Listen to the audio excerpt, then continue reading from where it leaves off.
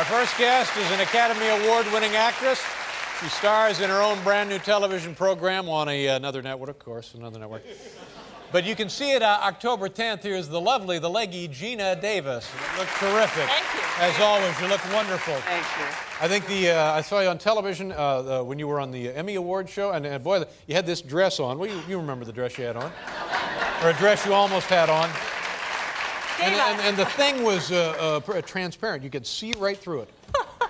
Dave, I'm shocked that you bring that up. Shocked. I can't believe it. You know what it was. I'll tell you, Dave. What it was is the night. I've never been to the Emmys before. I find that hard to believe. I never had. Really? No, you've been to before. Not to the Emmys, no Oscars. I know. Well, you're an Academy Award winner, for God's sakes. Oh, please. Yeah. But.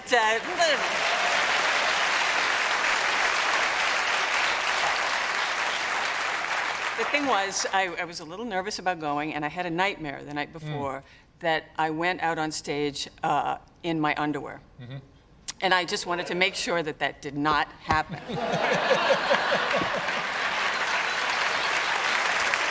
you mind if I show this? No, by all means. No, I'm right. You can see right through this. I mean, it's lovely, and you certainly look lovely in the dress, but boy, oh boy. Now, is that an expensive item? Yeah. Now, do you own it, or you just bought it for the evening and then took it back, or? You probably can't take these back, can you? I tried to do that, and they seen that I wore it. But everybody went crazy. Did people go nuts about this? You get a lot of calls about that dress? Yeah, I did. You know what? I learned that actually I was the victim of a plot.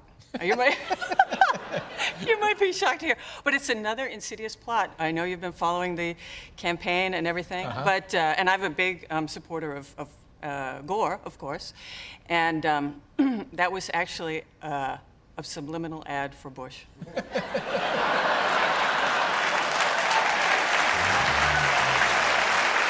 a horrible plot.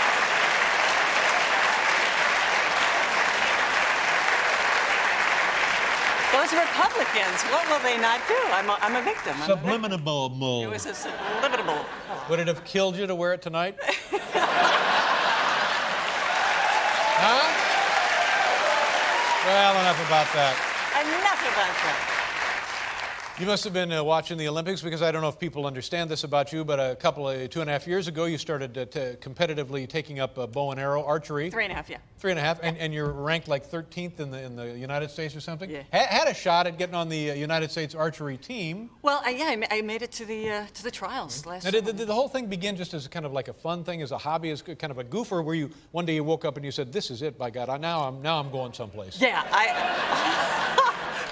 I was thinking, what can I do with my life? What can I still take up at my age and get in the Olympics? Right. And archery. Yeah. So. And people must say to you, "Geez, it's too bad you weren't on the Olympic team." But I'm guessing you think, well, no, it's not too bad. But I mean, I'm having plenty of fun anyway. No, they do. That's pretty hilarious that a lot of people recently have said, "You must be really disappointed that you're not there." But at the time that I tried out, I'd been doing it just a little over 2 years, and I think the chances of making the team were pretty slim. You haven't been doing this since you were 3 years old. Exactly. You're not a dedicated young Olympian, exactly. Right. It would have been fine, but it just didn't. Yeah. Now, what events are there? It's this one. I know this one. And what other one do you have? There's not much else you do with a bow and arrow. Is it mostly targets? Yeah. They don't hunt in the Olympics. They don't turn a couple of guys loose? All right, let them go. Wow, that'd be something.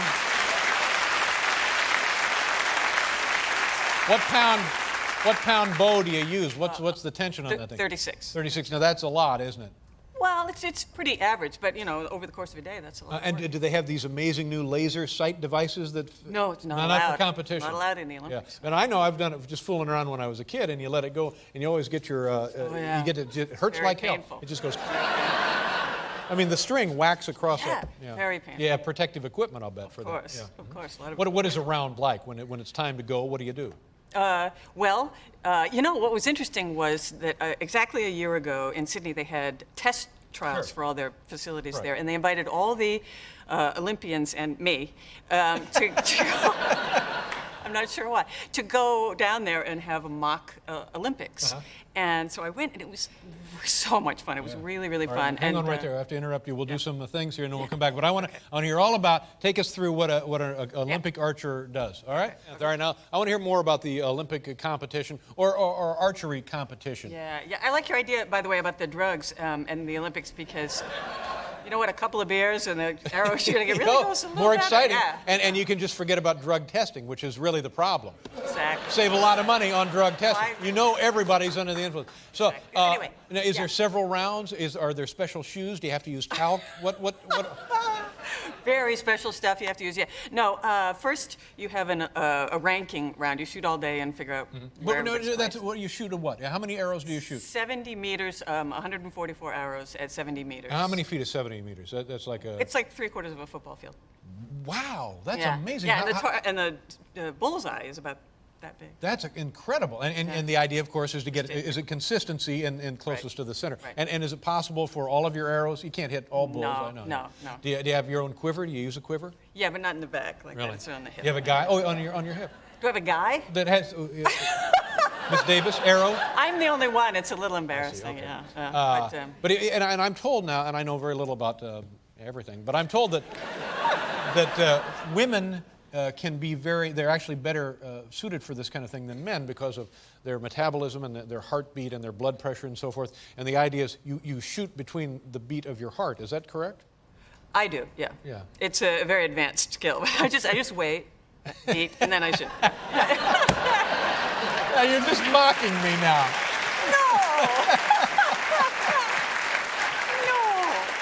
But do women tend to be a little steadier and accurate than men in this sport? I don't know. I thought I heard something. It was in the Reader's Digest there. I read an article about it. And it must have been exciting for you. Yeah, it was really fun. Yeah, so what they did was, once you're ranked, you got paired up with somebody that you had to have a one-on-one competition. And what they did was you marched into the sort of arena there, and they played like a fanfare and stuff, and I really was like, I'm at the Olympics. I was really into the fantasy. Right. But unfortunately, I was matched up with the second-ranked woman in the world.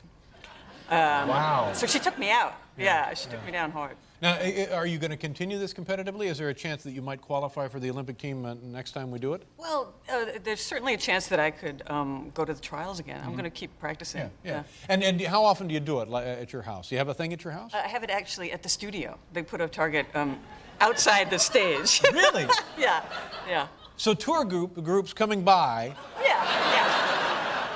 That's unbelievable. That's Yeah. unbelievable. I admire this. I mean, think a lot of people aren't into archery. I sometimes have to flag the bus down and say, hey, watch. But, it's not as popular as it used to be.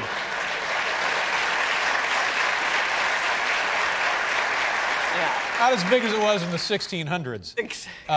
Let's talk about the new show. This is just great for you. Congratulations. Did you always want a TV show? Well, I did some TV back in the early 80s, but it's been quite a while. But Is it harder than making the feature films or not? It's hard. It moves so fast, as you well know, and that's very different. I mean, in movies, you just have to memorize a tiny little bit every day, but in the show, it's really challenging. When I starting out in TV, I did a bunch of cheesy shows like Knight Rider and Fantasy Island and yeah, and I didn't mean to say cheesy. No, you did say cheesy, but I know what you mean. Yeah. But you didn't. Anyway, did you remember a show called Riptide?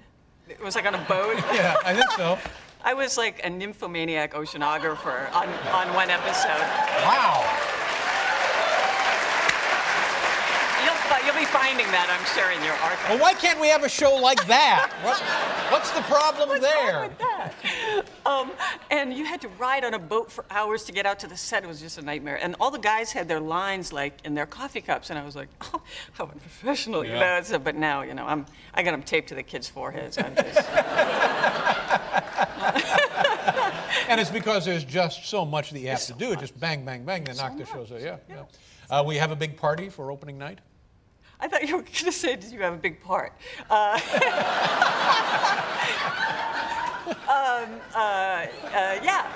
big party, yeah. It was the Geena show, and you just sort of walk through one scene and minute. Was that Geena Davis? Right. You mean the star of the show? Yeah, I think that was her. Yeah. Well, I hope it's a huge success, Right. and it's a set. Is it true it's set in New York City? It's set in New York. So that means you probably film it here in New York City. Alas, no. Oh. No, in LA. Well, why don't you move it? You could move it, then you'd be on the show all the time. Yeah, That'd be fun, wouldn't it? Yeah, All very right. good. October 10th. What time on October 10th? 9:30. Tuesday, 9:30, October 10th. Yes. Good luck to you. All my best. The lovely Geena Davis. We'll be back with Tom Cavanaugh, ladies and gentlemen.